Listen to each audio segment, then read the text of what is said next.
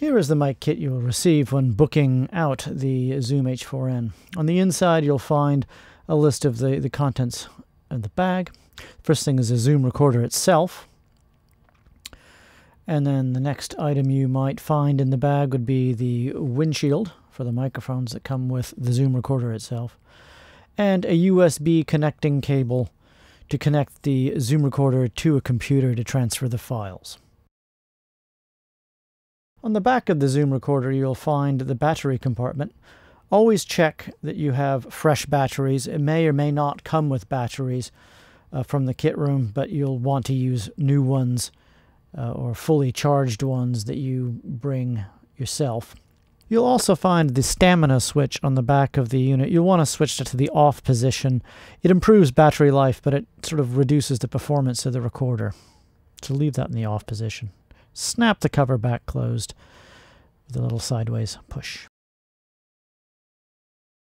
To turn the Zoom recorder on the left-hand side of the machine you will find a power button. Push it to the right, and after a few moments the recorder will be on and ready to go.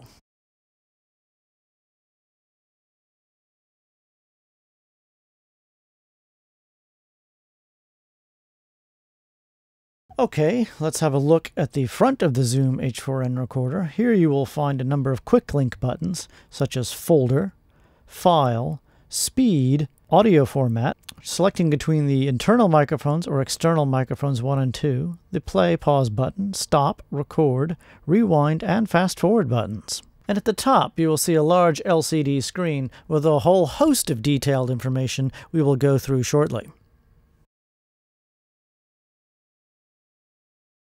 On the right-hand side of the recorder, you will find the menu button, its associated rotary push dial, the record level, and the SD card door. Push the SD card as a spring load. You can pull it out, swap it, change it, push it back in firmly, shut the door, and if you look at the front, you will see that it says the card is now loading and ready to record.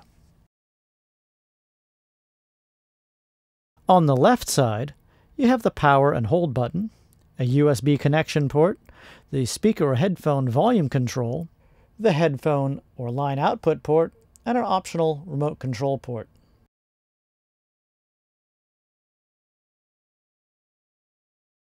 By selecting the top mic button, this activates the onboard mics here and here. When selecting the microphone choices 1 or 2 below that, it activates the connections here and here for an external microphone using an XLR cable.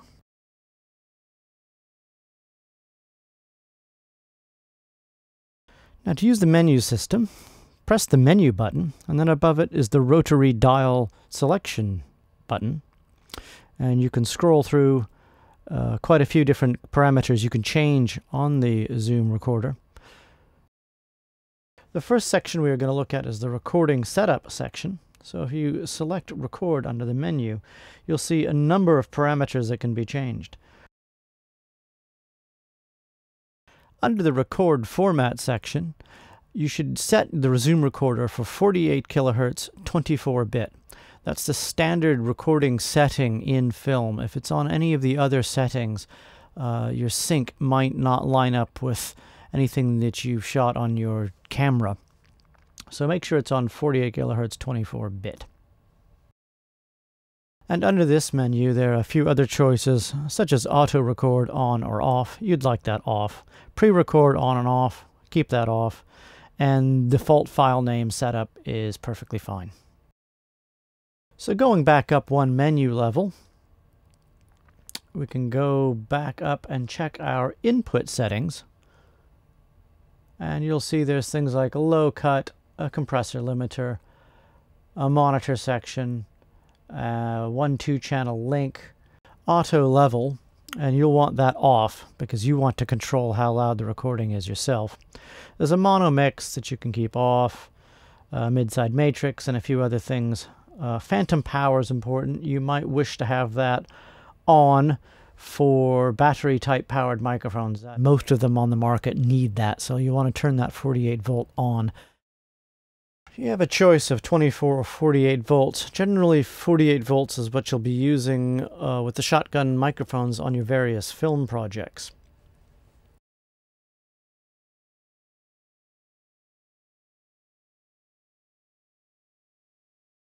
Power does drain the battery, so if you're not using an external microphone that requires it, or using the onboard microphones built into the Zoom recorder itself, I recommend turning the phantom power off. The Zoom H4N has a number of recording modes such as multitrack, 4-track, and stereo. So in menu, select mode, and I'd suggest selecting stereo because that's the mode you'll be using most often when recording sound for film.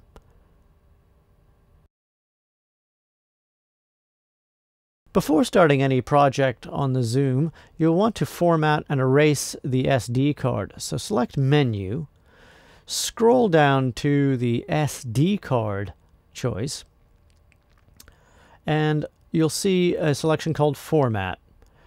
If you select Format, you can erase the card. Now remember, this does erase all the data on it, so make sure you're doing it at the correct time and not getting rid of any previously recorded things you want to keep. To transfer the files that you've recorded off the Zoom recorder to your computer, you can either remove the SD card and transfer it using a card reader, or use the Zoom recorder with the USB cable included in the kit bag to transfer the files. Now plug the smaller end into the USB port on the side of the Zoom recorder, plug the larger end into your computer, and to have your computer recognize the Zoom recorder as an SD card reader, under Menu, scroll down to, there it is, USB, select that, select Storage Device, and it should now connect to your computer as an SD card reader, and on your computer you should see it as an external hard drive device that you can then drag and drop or copy the files off of. Once you're finished, you can either press the disconnect button on the Zoom recorder itself or safely eject the drive from the computer end like you would with any other SD card device.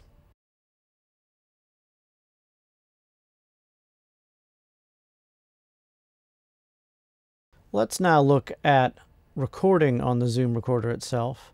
We're using the internal microphones by selecting the top mic button. See it lit up in red. Select the record button once. You'll see the screen lights up a lovely sort of red color, and you'll see some metering on the level meters on the front panel.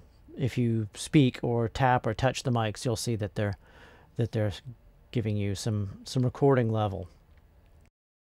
Now with the record light flashing, it's only in pause mode. If you hit the record light a second time, then the recorder actually starts to record.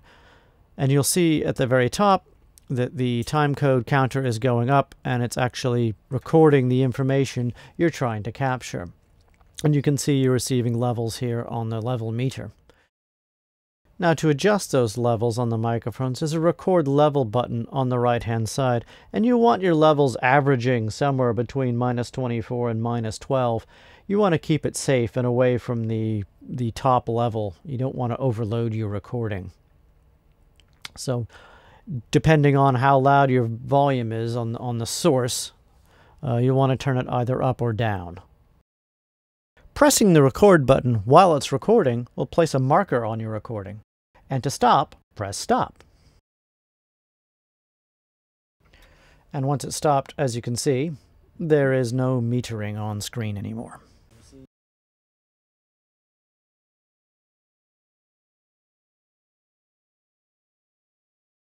To play back your recorded files, just like your MP3 player, there is a play button. And select play, and you will get the file playing back for you. And you can see at the top of the screen the time code counter counting forward. Using the fast forward button, you can scroll forward through time or backward through time using the rewind button. For playback, there's a built-in speaker on the Zoom H4N recorder.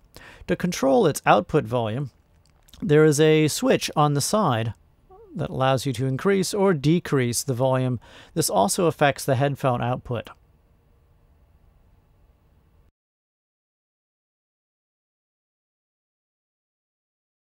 Typically, you'll be working with an external microphone plugged into the Zoom recorder itself.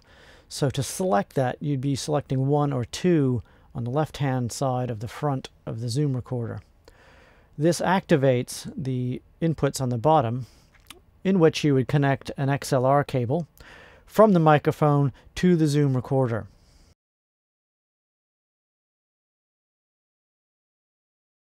Now that we've selected an external microphone, we should go back into the menu functions and scroll through to the input selection and go through some of the settings here. The low cut, you probably want that off. The compressor limiter off as well. Sometimes that's useful, but generally leave that off. Monitor you don't need. 1-2 link you can either have on or off depending on how you wish to route the recording. Now the auto level, you certainly want that off. You want to control the recording volume via the dial on the side. Mono mix, you can either, again, have on or off depending on your choice of routing. Phantom power, you will most likely want that on for using an external shotgun microphone. Most of them on the market need that, so you want to turn that 48 volt on when you're using the external microphones.